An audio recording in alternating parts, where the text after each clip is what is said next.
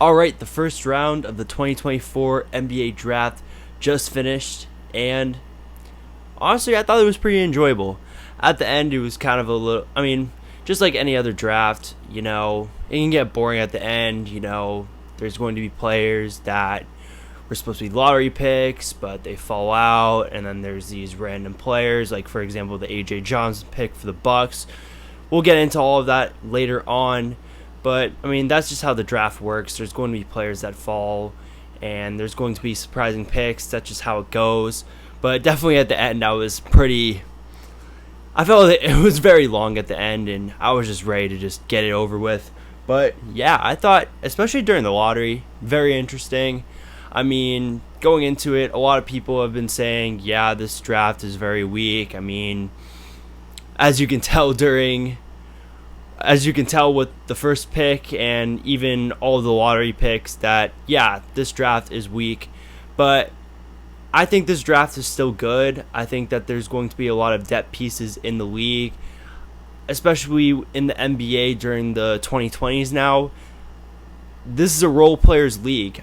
Guys like Derek White, and I guess even you can consider Kristaps Porzingis a role player now. Role players win you championships. It's not just your star players that get you there.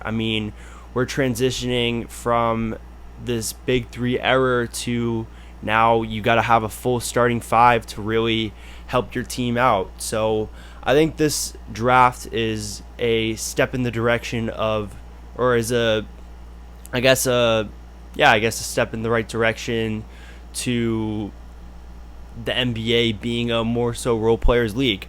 So, in this episode, I'll be just giving my initial reactions to this draft, and just go through each and every pick and discuss how I feel about them. So, without further ado, let's just get into it. Starting off with the first overall pick of Zachary Richardson. I'm butchering this last name, but Zachary Richardson. I'm butchering that, but you know who I'm talking about. The first overall pick out of France. I honestly don't know what to make out of Zachary Richardson.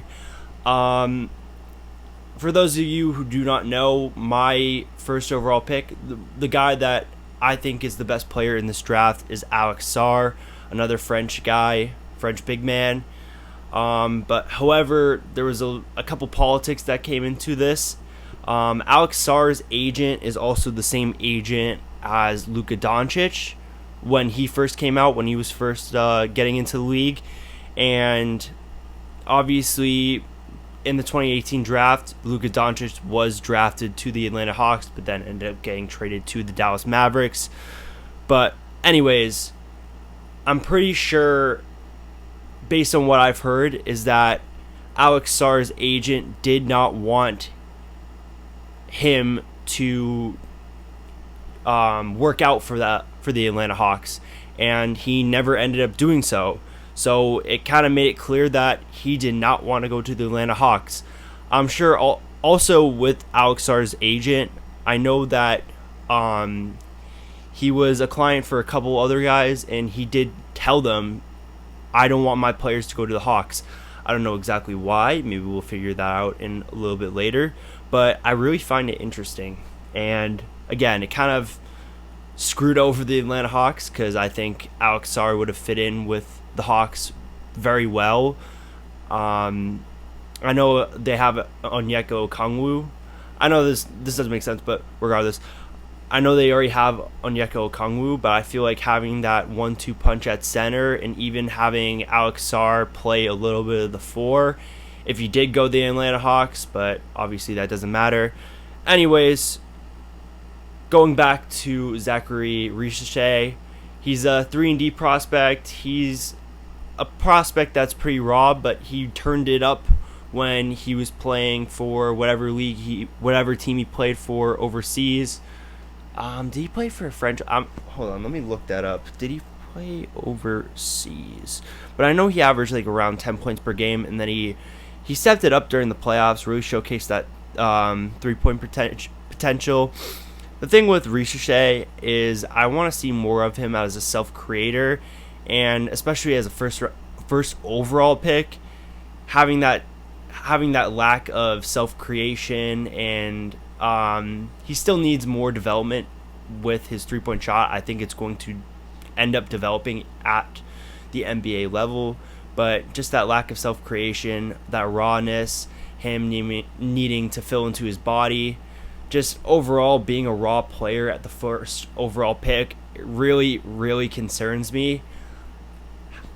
Overall, I mean, again, the Hawks were definitely stuck in a difficult spot with Sarr not wanting to go to them, and I don't really know how I feel about this first overall pick, man, to be completely honest. I really think it can either go very well. I think Richer can possibly become an all-star when it's all said and done, or he can just become a rotational piece and kind of just become forgotten, honestly, and just be like, yep, that's a first overall pick. Fun fact.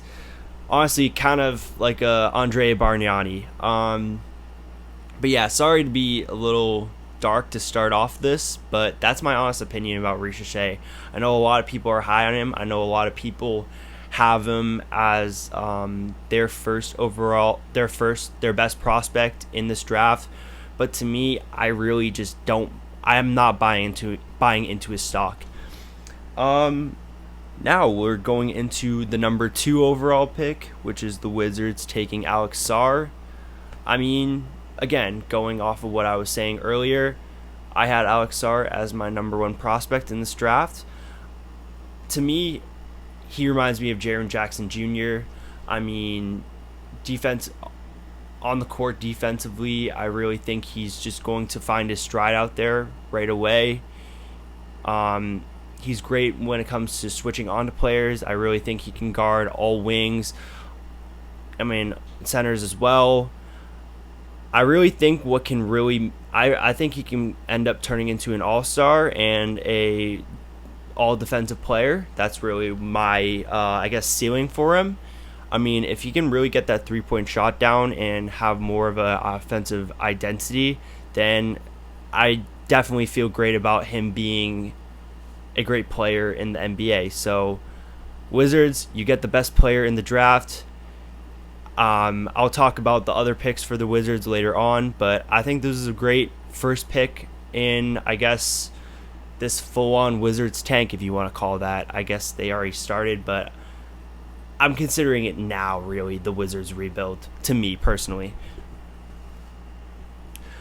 All right, now going into the number 3 pick, which is the Rockets taking Reed Sheppard. I mean, this was mocked since... This has been mocked for a while. This is a pick that I expected, and even the Rockets had this pick in instantly, and it makes sense. I mean, Reed Sheppard, if you're looking at him just from a sheer, I guess, athleticism perspective, and just like the mold of a player being in the NBA, like just based on appearance, Reed Sheppard being a number 3 overall pick definitely might come off as crazy to a few people, but I really think he's going to be a great role player. I don't think he's going to become, just like a lot of these players in the NBA in this draft, there's not going to be a lot of, I can see probably 2 or 3 All-Stars, but hey, I mean, these guys just got drafted, so who knows? But I think he's going to be a very high-end role player with the Rockets, and he's the best 3-point shooter in this draft. He can play off ball, and even at a lighter frame and size, he's a great defender. He has great hands. He can block the ball. I mean, a 3-and-D2 for the Rockets is great for a team that wants to contend, and with this pick, I really think that they can do that. So, Reed Sheppard, I really like this pick for the Rockets, despite this being the number 3 pick, and I think this is a match made in heaven for them.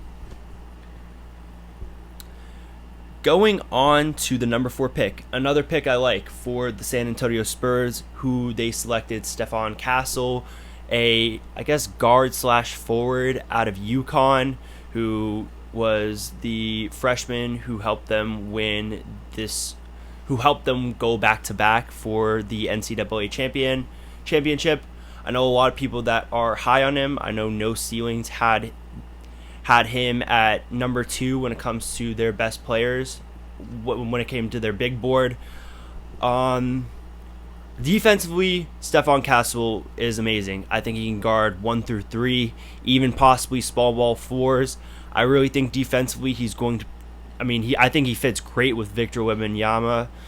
The only concern I have for him, and this is going to be a recurring theme in this video, is that he needs a 3-point shot. I really think that if he becomes a 3-point shooter, then I feel more confident about this. But regardless, I think his defense, especially on ball, he's great when it comes to being on the ball, pickpocketing, things like that. And again, being his size, I know he wants to end up becoming a point guard, which I'm not mad against, especially with the Spurs. I think the Spurs would just be okay with letting him be that way.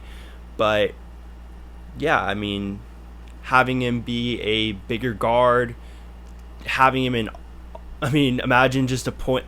Imagine how scary it is just going up the court and you have a 6'7" guard taking you on ball. Like, I'd be shitting my pants if that was me in that situation. So I think Castle would be great. The Spurs are right away defensively. The Spurs team has gotten better. This is a great pick. I really like it. Now, the first shock of the draft is Ron Holland to the Pistons. Off rip, I really like this. I was shocked that Ron Holland went number 5. I'm totally happy because I'm a Ron Holland believer. I haven't watched too much of his film, but based on everything I've seen, I really like him. He's very energetic, and I like energetic guys. He gives effort both on both sides of the floor. I really like him defensively. And as a slasher and cutter, I really think that he can be good. Again, really needs to work on his jump shot, but I really think this is a great pick for the Pistons. I thought they were going to take Matisse I'm going to butcher this last name. Matisse Buzelis. He kind of fits the same mold, but I think Ron Holland more so translates to a 3. Yeah, I don't really know what the exact thought process for the Pistons was going into this pick, but again, I really like this for them, and I think Ron Holland has the upside to be an all-star for the NBA. And then again, another player that I'm not familiar with, I haven't scouted at all. He was kind of late to, I don't know, I saw him kind of move up the draft boards as time went on. It's Tidjane, I'm gonna butcher this, Saloon. He's a power forward, France. I don't know much about him. I'm just going to be completely honest. I'm happy that, with how the draft folded right now, I think for the Hornets, they definitely wanted to take Castle. Castle went off the board. And especially with a lot of the wings, I don't think... they were definitely going to go for a wing on this. I knew Cody Williams was mocked to them a bunch of times. And I just feel like they're just like, all right, we'll take the lesser known... We'll take a swing on this raw prospect out of France and just see how it goes. So, I don't know. I feel like this is going to be either a swing or miss, despite me not knowing who this is. Anyways, going on to number 7, Donovan Clingan to the Portland Trailblazers. Initially taking Donovan Clingan when you have DeAndre Ayton as your center, you're kind of like, what the hell is going on? But I still like this pick. I think Donovan Clingan is going to be a defensive anchor he's going to be a defensive anchor in the NBA. He's just again, I don't want to completely have the comparison game going all the time, but he reminds me of Walker Kessler, and he's just going to be a big presence in the middle of the court, just blocking shots. He's not awful when it comes to switching on to guards, but he can definitely handle it. But definitely more so when it's a pick and roll, more so when he's paired up in isolation. Again, he's a bigger guy. I mean, I think he's 7'2", 7'1". He's big for 7'1" too. So again, I really like Donovan Clingan. When it comes to the Trailblazers too, I think they're really kickstarting this rebuild, and I feel like it's a blank canvas to them right now. They're kind of just taking the best player available, and they're going to see what their options are after this. And it also helps Donovan Clingan because he can ease into the NBA. He doesn't have to be a starter playing 20 plus minutes right away. Again, he can ease in, play bench players, get accustomed to the NBA without feeling some sort of pressure being a starting center. And honestly, it can even light a motor into DeAndre Ayton, because what Donovan Clingan, the qualities of Donovan Clingan, for example, his physicality, his rebounding, all that stuff, I feel like it can hopefully maybe ignite a flame into DeAndre Ayton, because, you know, he gets a lot of flack for his rebounding, his motor, his just effort when it comes to the nitty-gritty plays. Whereas Donovan Clingan, he's willing to take on his body, and he has more so the body for it. So that's kind of what I thought about it, to me personally. All right, now number 8. This is Rob Dillingham. So when I was watching the draft, when I saw that the Spurs drafted Rob Dillingham, I thought this was amazing. I love Rob Dillingham. I don't think he's going to project as a point guard. I think he's just, when I see him, I think he's a six-man. He's exactly a six-man. This is not a bad thing, because, I mean, guys like Lou Williams, he reminds me a lot of Lou Williams. Guys like that have succeeded in the NBA and contributed to playoff basketball. So I don't think that's a bad thing at all. And I think pairing him up with Wembanyama, who can make up for the lack of defensive skills that Dillingham has, can really help out. I mean, I feel like they complement each other. They would have complemented each other very well. But unfortunately, that ended up not happening because Dillingham was traded to the Minnesota Timberwolves for two picks that are, I know one of the picks was 2031, and I believe the other was 2029.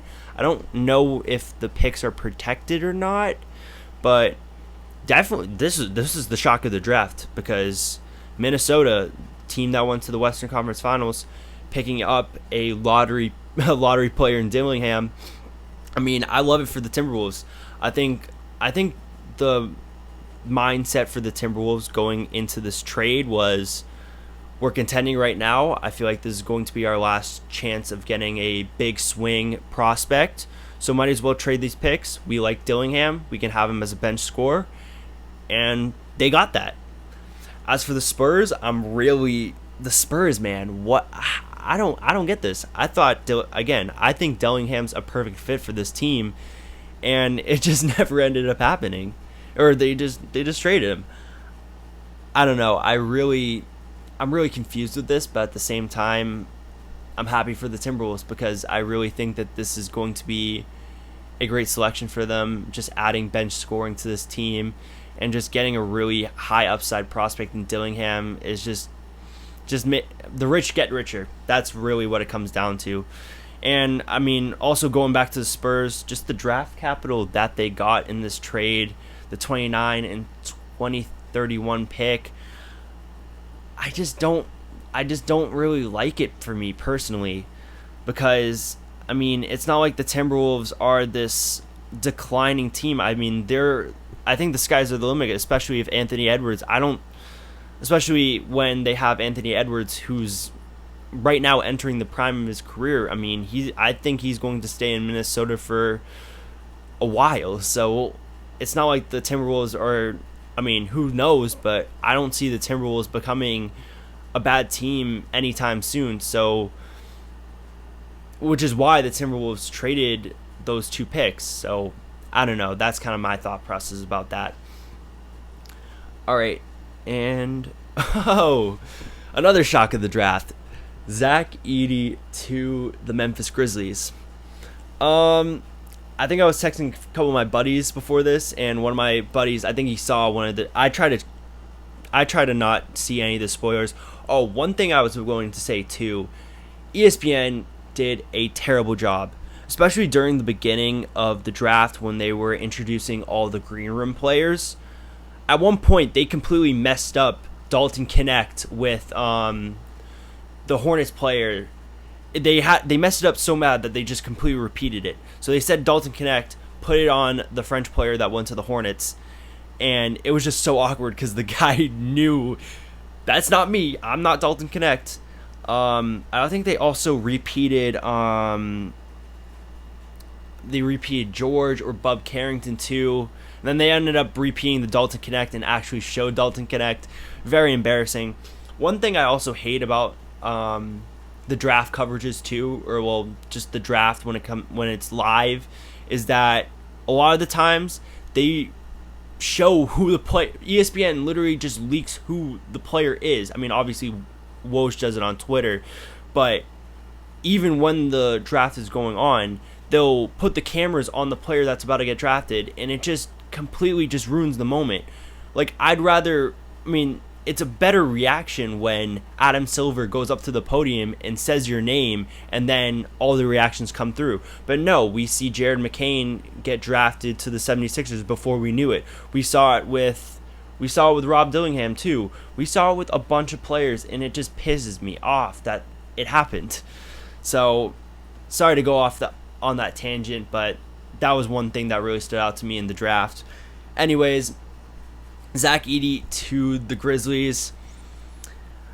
I'm a little bit mixed on this because obviously, especially going into the college, when Edey was in college during his senior year, I mean at the beginning he was projected to be the second round pick. You know, he's an outdated player. You know, I've heard a lot of Jahlil Okafor comparisons to him just based on him not translating to the game.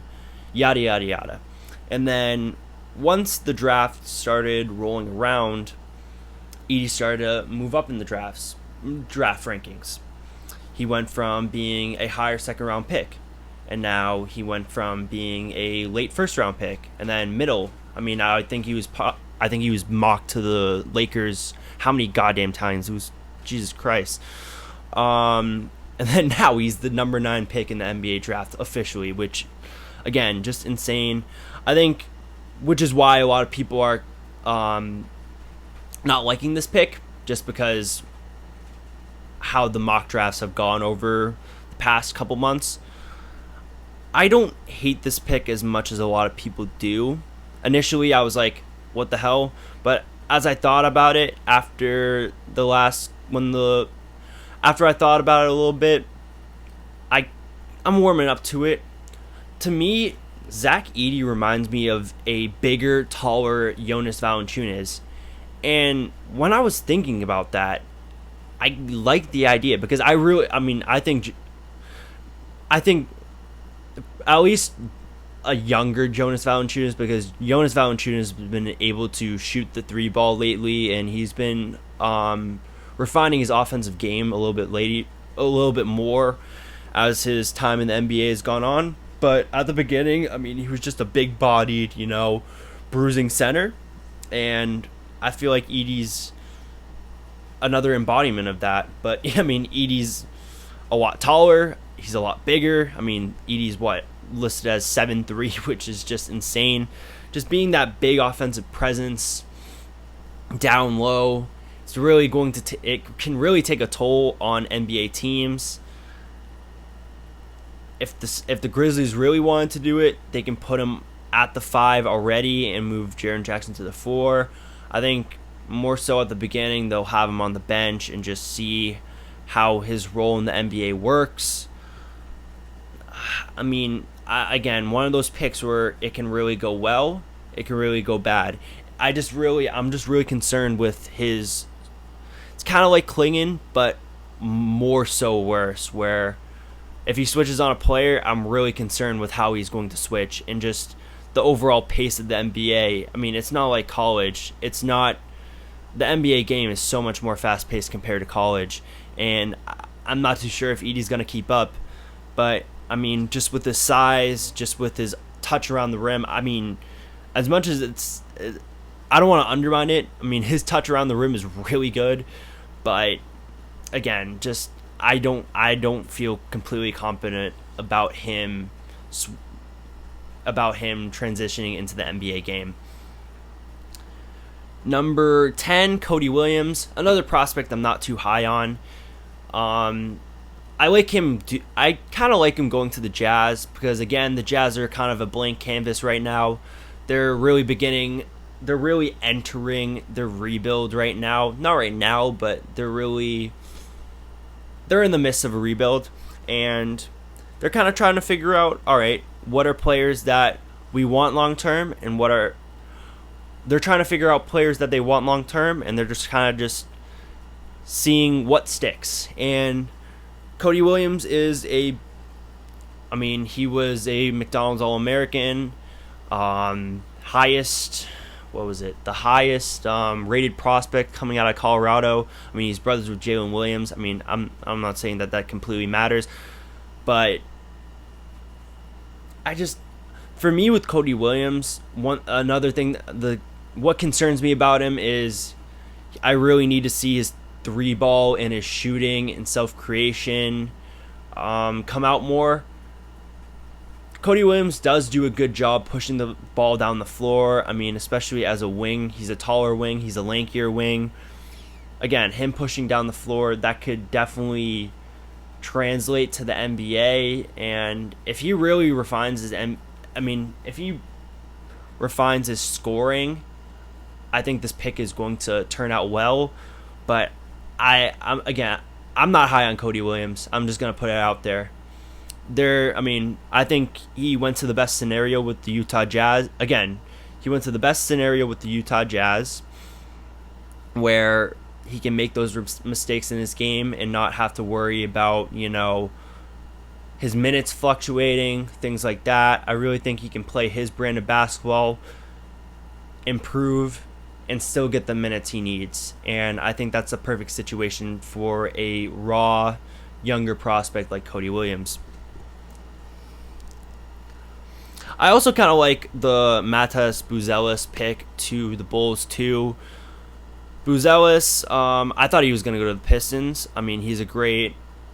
I thought he was going to go to the Pistons, but, I mean, they went the Ron Holland route, which really shocked me. Kind of went over that, so this is the Bulls pick.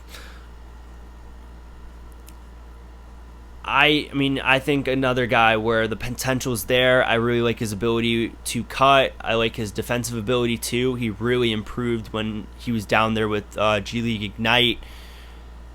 This cutting four, I don't think he's exactly like Franz Wagner, but I get some comparison to him when I watch his game. But I think he was probably the best prospect on the board at this time. Bulls took the flyer on him. But just one thing I'm concerned with the Bulls is their spacing, because Buzelis is not a great spacer. I mean, he's showcased his three-ball ability. I wish he could shown it off a little bit more. But, I mean, especially with the Giddey trade now, him running the one, I guess they're going to have Kobe White at the two. I mean, it's going to be one of those guys, but those guys are going to be your starting guards next year. Probably. I don't know what's going to go on with Zach LaVine. But, I mean, yeah, there's not a lot of spacing on this team, so it might hurt Buzelis' development. But, I mean, Giddey's got a guy that's going to help get cuts, cut to the basket, drive, things like that. And I think it could work out for the Bulls. We'll see how it goes, though. Ooh. Oh, hold on. Number, 12. This one was interesting too. The Thunder ended up keeping this pick, and they ended up selecting Nikola Topic with the 12th overall pick. This was very interesting because I really thought Dalton Knecht was going to go here just to help out just because he was an older prospect and he can help the Thunder contend right away. But they ended up going with Nikola Topic, which is very interesting. He's one of the youngest players in the draft. I mean, first and foremost, I do like Nikola Topic, but there's a lot of, asterisks that come to him. One thing is that he has a partially torn ACL. I don't know exactly when he's going to come back from that, but my guess is it's going to be months, if not a full year of recovery. Again, also, he's one of the youngest players in the draft, so with a Thunder team that's contending, I mean, they were the 1 seed in the West already. Selecting Topic, I don't really see it. I mean, especially with Topic being, I mean, his biggest skill set is having the rock in his hand and just facilitating. I mean, he can be a bench guy and do that, but at the same time, I don't know, investing a 12th overall pick on a guy like that, I'm not really huge. I definitely think down the line he's going to get traded. I think he's more so like a draft and stash guy because, I mean, he was projected to be in the top 5 before this partially torn ACL. So, I mean, Thunder took a swing, probably going to use him as draft bait, not draft bait, but trade bait, and I don't know. I don't think Topic is going to stay with the Thunder for long. Number 13, the Sacramento Kings got Devin Carter. I mean, I'll get things straight. I am a huge Devin Carter fan. Part of that is because I go to school in Rhode Island, not Providence, but just having him be so local and just seeing him become an NBA player, just becoming an NBA player, just really cool to me. But I mean, he just gives it 110%. I mean, just the effort he puts on the court. I mean, he's a fun player. I really like his game. And when it comes to the Sacramento pick, I think that they're rebuttaling their selection in 2021 with Davion Mitchell, because Davion Mitchell is very similar to Devin Carter, primarily known for their defense, and it just hasn't worked out for Mitchell in Sacramento. His minutes have gone down every single year, and his offensive bag just hasn't been going out, and which is why his minutes have been moving down. I do think Carter can be a better defender than Mitchell. I mean, the big thing with Mitchell when he was coming out was his on-ball ability, whereas Carter, I think he can be a better team defender. I mean, he's still also a great on-ball defender as well. He'll get a ton of steals for you guys, but also he can be a great facilitator for the Kings as well. A ball handler that can take away from Fox and also play with Fox as well. Although I am concerned with the spacing. Again, gonna sound like a broken record, but I am afraid of the spacing for Carter. Again, I really think that they're trying to redeem themselves with the Mitchell pick by taking another defensive-minded guard, and hopefully it works for them this time. I really like Devin Carter. I kind of wish he went to the Bulls. I thought he was going to go to the Bulls. I really liked him going to the Bulls, but when they made the Caruso trade, Caruso for Giddey trade, I did not like it as much, but I hope Carter succeeds in the NBA, and I really think it's a good chance with the Kings. And to end the lottery, so the trade that happened before, this used to be the Blazers pick, but then they traded it to the Wizards with Malcolm Brogdon for Danny Avdija, which is definitely an interesting trade, especially with Malcolm Brogdon going to the Wizards. But we'll talk about that for another day. They take Bub Carrington, a player, again, I'm not really too familiar. I got to definitely do my film with him. A lot of these players I haven't. Shout out to Hoops Intellect. That's where I watch a lot of videos about these NBA players, and also No Ceilings podcast. I listen to them a lot when it comes to their players, like when they talk about players. But anyways, Hoops Intellect is very high on Bob Carrington, and I think he's a guard. I mean, I think he's more so like a combo guard. I think he's more so known for as a facilitator. Can have the ball in his hands. I mean, they were talking about on ESPN. He literally got a triple double in his first game in college, which is really impressive. So, yeah, I mean, with the Wizards need a guy like that. Hopefully, Jordan Poole doesn't hold the ball as much and lets Bob Carrington do his thing out there. But I think he was one of the best players on the board at that time, so might as well take the risk. And yeah, I think this pick can turn out to be well, but I want to dig into some Carrington film before I give a full-fledged opinion on it. But my initial thought, I liked it. All right, outside of the lottery, I'm gonna go a little bit more rapid fire on this because again, there's guys that I haven't really watched much, but I mean, from 5 to 22, I liked all these picks, and I kind of have the same opinions on them. All these teams besides Toronto that were on the board and selected these players, they're all playoff-esque teams, and they're what's the word? Trying to think of the word. They're helping out their depth more so. They're addressing, that was the word I was thinking of. They're addressing holes in certain depth pieces, and oh my god, I can't talk. They're addressing needs and fulfilling them, I guess. 15, the Heat got Kel'el Ware, a backup center. I like Kel'el Ware. He's definitely, I mean, athletically, he's great. Again, a guy I definitely need to look more into, but I've heard good things about. He's a sophomore. He transferred from Oregon, went to Indiana. I mean, I think the Heat definitely need a center, and Kel'el Ware will fit that need. So we'll see how that goes. Number 16, Number 16, the Philadelphia 76ers got Jared McCain. I thought this pick was going to happen. I really like Jared McCain. I thought he was a lottery prospect. I just like his ability with the ball in his hands, and I think he has more upside when it comes to his three-point shot. I think that's a good trait of his.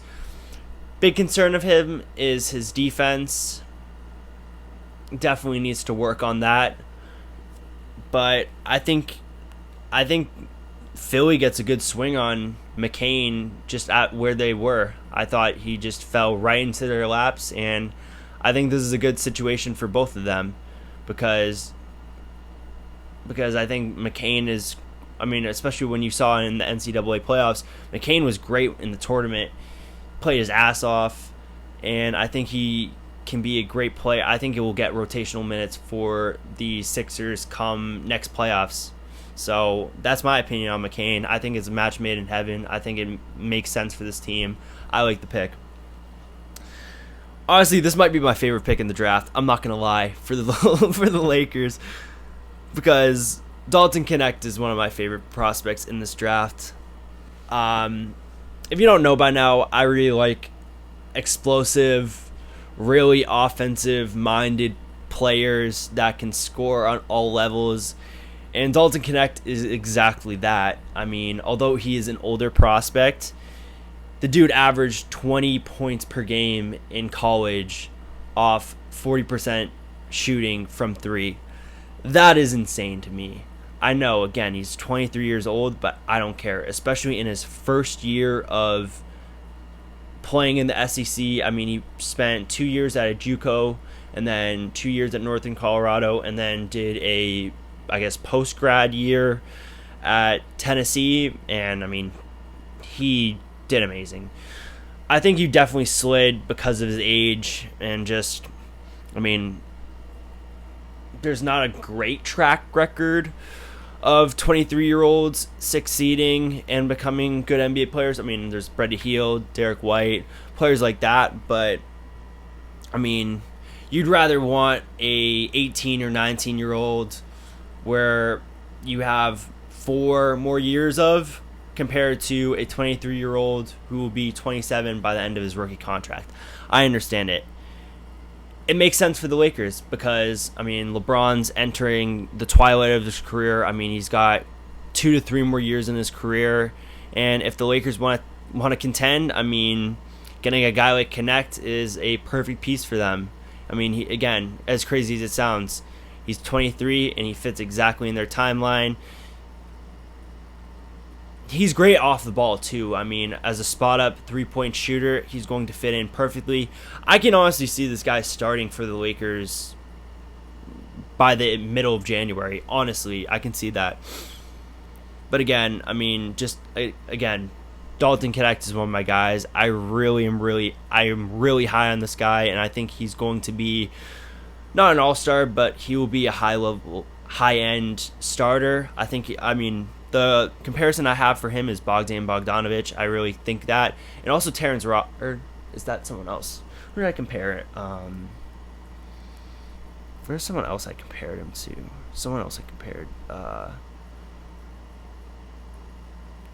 Who else did I compare? I think I might have compared him to Terrence Ross. But yeah, just 3-level scorer. And also has that slashing ability. I think it's going to work out for the Lakers. Number 18. This is crazy. I actually could predicted the next 4 picks, which is just crazy. And I was just like, I remember when the Magic were on the board, I thought Tristan da Silva was going to go to the Lakers at 17. But I think obviously they probably wanted to take Dalton. I think they had da Silva on their board, but then they saw Dalton Knecht move down and they're like, all right, we'll take Knecht. Anyways, with the 18th pick, the Magic picked Tristan da Silva.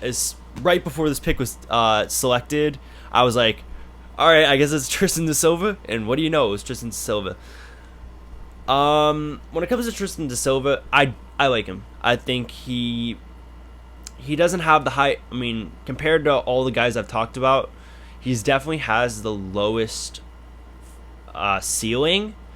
But I think he has one of the higher floors.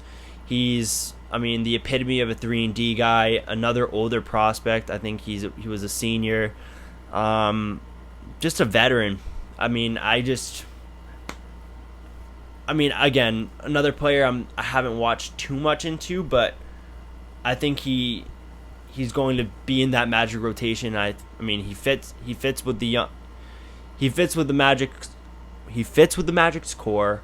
And he'll know his role. He's not going to do anything special. He's not going to do anything crazy. Double-edged sword, or I guess backhand slapped compliment, I guess is what they call it. But I still like it. You just got a quality role player in da Silva, and he'll contribute to playoff basketball. That's kind of my take on it. Jacoby Walter, I haven't looked into a lot. I can do a little bit more research as time goes on, but yeah, I don't really know too much about this pick. I'm just gonna be honest, but I called it somehow that he was gonna go there. Yeah, I guess it addresses some guard depth for the. I guess it addresses some guard depth for the Raptors, but again, definitely got to look into more Jacoby Walter before this. 20 for the Cavs is Jalen Tyson. I like Jalen Tyson. The Cavs need wing depth, and he exactly provides that. One trade he's another older prospect. He's a junior out of California. Haven't watched him a lot, but I know he's great with the ball in his hands as a wing. Can definitely help become not a facilitator, but He can have the ball in his hands, especially when he's playing for the second unit. Another guy that can be in the rotation and be a rotational piece for the Cavs for a playoff team. So I feel like in this range, I feel like any of these players are going to become high. Like, a lot of people are wondering, oh, who's going to be the next Derek Lively? I think between 15 and 22, one of these players will become that Derek Lively player, besides Jacoby Walter. Not saying that he's going to be bad, but he went to the Raptors, so you know what I mean. And then 21 to the Pelicans, and then also the Pelicans too, I'm not going to lie. 21 to the Pelicans, Jesus Christ. Yves Missi. He's a good defensive-minded center. I think he can end up becoming the starting center for the Pelicans, depending on what they do this offseason. Not saying it now, but definitely as time goes on. But yeah, he's a great shot blocker, great on the defensive end. Can definitely be another one of those defensive anchors. Again, not a guy I haven't paid attention to a lot, but I really think he'll be a good pick for the Pelicans here. Especially having him, again, another player that I think will be in the rotation right away, and yeah, we'll see what happens out of him. Another one of my favorite picks is the Nuggets, who traded up with the Phoenix Suns. I thought the Phoenix Suns were going to take Tyler Kolek with this pick. I thought everyone thought this pick, but they ended up trading down, and the Denver Nuggets ended up trading up to select Deron Holmes, power forward / center out of Dayton. I love Holmes. He is, especially going to the Nuggets. I think this is a Derek Lively pick, if you want to call that. He's undersized as the center, which is why he can fluctuate as a forward as well, but he's athletic as hell. He can dunk. He can jump out of the gym. He can dunk. Defensively, he's shown his abilities. Honestly, he kind of reminds me a little bit of Rob Williams, just based on his athleticism and potential as a shot blocker.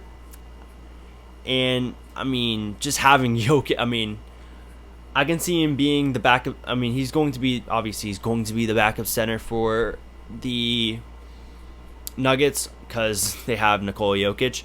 But at the same time, I can see him and Jokic working amazingly on the court, just having Jokic facilitate and just finding open lanes for Holmes. I can literally just envision it.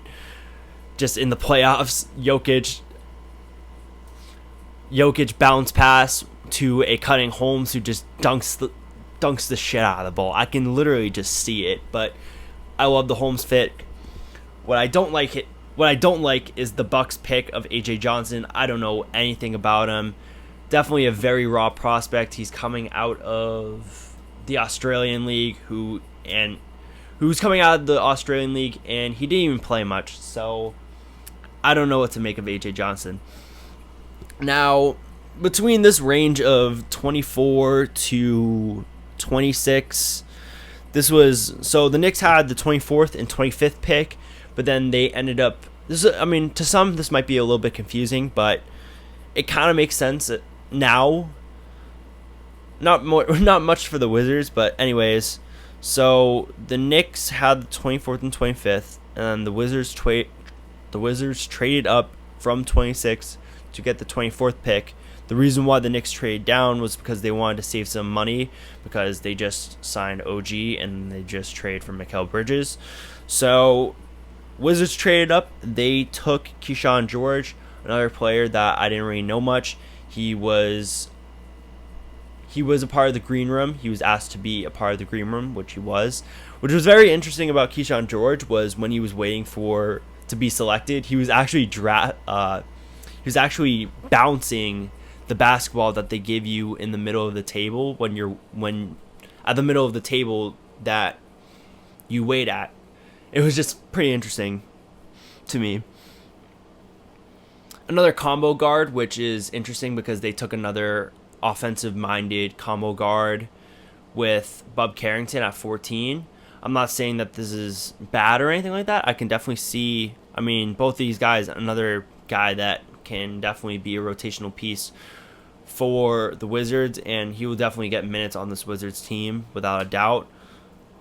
I mean, I like the swing here. That's, again, especially when you're in the between like 18 to all the way down to 30, and then the second round, you're kind of just taking swings and just seeing what you can get. And this is another swing for the Wizards, who I really like the Wizards draft, what they did. I mean, again, they got the best player in the draft, and they took two offensive-minded guards to complement Sarr, who's going to be your cornerstone at the center position. So, not the cornerstone, but like a defensive-minded high-end starter for them. So, sorry, I'm kind of just rambling at this point, but yeah, I like this pick. We'll see how George does. I'm definitely going to do my research on him though. And then Knicks had back-to-back draft picks. I don't really know either of these players, I'm not going to lie. Dylan Jones, though, interesting. He comes out of Weber State. He's considered a forward, even though he's listed at 6'4", which is pretty interesting. He had the ball out on his hands, I guess, when he was in Weber State. And, I mean, he did amazing in that conference, so... which makes sense why he was a first-round pick, which is why he was an NBA prospect. I get it. We'll see. We'll see what happens out of him. Number 27 was. I'm gonna kind of just rapid fire. I don't even know. I like the Terrence Shannon pick a little bit. Not a little bit, but I do like the Terrence Shannon pick. I can definitely I'm gonna sound like a broken record. I can see him making the rotation and possibly being another, short minute guy that can score a couple baskets here and there for them. If a few Timberwolves players in the rotation gets hurt, Shannon steps in and can give you a couple buckets. I think that's kind of his trajectory right now, and then just see how he plays out in years to come. Yeah, we'll see what happens with Shannon. I mean, low risk, high reward. I like it.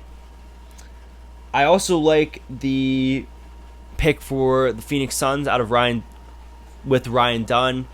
Just complete defensive-minded player. I mean, the main issue with him is he can't score. I wouldn't say can't score, but offense is just not his calling card. Defense, I mean, he's just a Swiss Army knife when it comes to defense. That's his calling card. And with a Suns team that has Booker, Beal, and Durant, that's exactly what you need out of a player like Dunn. So it just makes sense for them. I wish they addressed the guard situation though with Kolek. I don't know if they have any second round picks. I think they do, but it's later on. So maybe they trade up, take Kolek. I don't know. That's kind of me thinking out loud. But I wish they kind of prefer. I thought Kolek was perfect for the Suns. He reminded me exactly of T.J. McConnell, and I mean he would have been a lot cheaper than T.J. McConnell. So I thought that just would have made sense. But I kind of get it too. Just handing the keys to a late first round pick to be your starting point guard is a little bit concerning.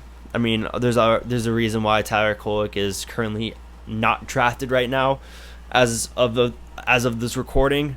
So I get it, but again, I like the Ryan Dunn pick, so it doesn't matter. I'm surprised Isaiah Collier went to 29. I really thought he was going to go lottery. I mean, just another explosive, exciting guard. I mean, just he has the mold to be I wouldn't say a first round, I wouldn't say like an all-star, but like he has the looks to be like an all-star, high-end point guard. And I still think he can be that. I definitely think he's a lot rawer. I mean, he's definitely raw, and he definitely needs to work on the little things in his game. But just from he's a basketball player. I really just think that. I mean, obviously that's kind of a weird statement to say, but I work on the three ball a little bit. He's a great slasher, great in the pick and roll. And yeah, I think this is a good upside pick for the Utah Jazz. Again, team with a blank canvas, just seeing what sticks and just seeing who can contribute to their rebuild and who's going to be an outcast for them. And then wrapping up with my Boston Celtics taking Baylor Shireman. Sorry, took me a little bit. Out of Creighton. I like Baylor when he was coming out of Creighton. He could be a rotational piece for the Celtics. We'll see. But, just 3-point scorer. I know, what's his name? Ryan Hammer is a huge fan of this guy. And, it makes me, considering he went to the Celtics at 30, it makes me very optimistic of what he can be for the Celtics. But, yeah, another 3-point scorer off the bench. Who doesn't love that? So I really like this pick for the Celtics. I'm glad that they kept this because I felt like there was going to be someone that was projected to be possibly a lottery, high-end first-round pick. I really wanted them to select Tyler Smith. Just, again, one of those 3-point... I really like Tyler Smith. I think he's going to be a good player in the NBA. Just a stretch four, I really think that's what the Celtics needed. I really wanted them to get more depth in their front court. So taking Tyler Smith would have been cool, but I think Baylor Shireman's fine too. So I'm glad with that. We'll see what he turns out to with the Celtics. But yeah, definitely a little bit rough at the end. Just going off of my only thoughts and opinions I've had about these guys because I've mainly scouted the lottery and some of the top 15 picks in the draft, basically the lottery. So I was kind of just giving any of my knowledge for these later round guys. But yeah, I really don't think that this 2024 NBA draft is going to be that bad. There's going to be a lot of role players in this draft, and again, the NBA is moving towards a role player centered league. So if your team got a guy that's, if you're looking on a mock draft and you saw, compared to like a certain starter, don't be mad because I don't think it's going to be that bad. Like, that player, as every single player as every single person in NBA media has made the comparison. Look at Derek White. Look at what he did for the Celtics. Because role players do matter in the sport of basketball. So, yeah. But yeah, that's my reactions to the first round of the NBA draft. I really enjoyed that. Next episode, I'm going to give my thoughts about all of the NBA trades and any NBA trades that happen between when I finish recording this episode to the next time I record an episode. So, yeah, that's about it. See ya.